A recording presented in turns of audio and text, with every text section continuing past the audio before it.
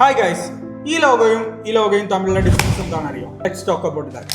Actually, 7 types of logos ആണുള്ളത്. First one is letter mark. Letter mark എന്ന് പറഞ്ഞാൽ ഒരു ബ്രാൻഡിന്റെ നെയിം ലെങ്തി ആണെങ്കിൽ അതിന്റെ ഇനീഷ്യൽസ് ഉപയോഗിച്ച് ക്രിയേറ്റ് ചെയ്യുന്ന ലോഗോസ് ആണ്.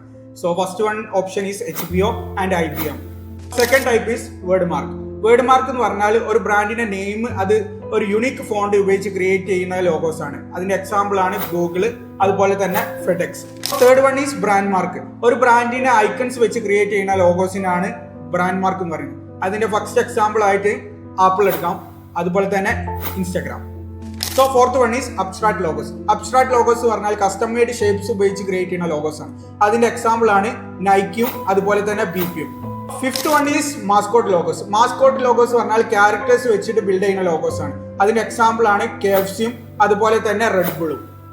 Sixth one is combination logo. Combination logo എന്ന് പറഞ്ഞാൽ ബ്രാൻഡിന്റെ ടൈപ്പോഗ്രഫിയും ഐക്കണും കമ്പൈൻ ചെയ്തിട്ട് ക്രിയേറ്റ് ചെയ്യുന്ന ലോഗോസ് ആണ്. അതിന്റെ എക്സാമ്പിൾ ആണ് സ്പോട്ടിഫൈ അതുപോലെ തന്നെ Puma. So last and seventh one is emblem. Emblem എന്ന് പറഞ്ഞാൽ ഒരു ബ്രാൻഡിനെ ബാഡ്ജ് കൊണ്ടോ സീൽ കൊണ്ടോ റെപ്രസെന്റ് ചെയ്യുന്ന ബ്രാൻഡുകളാണ്. അതിന്റെ എക്സാമ്പിൾ ആണ് BMW അതുപോലെ തന്നെ WB.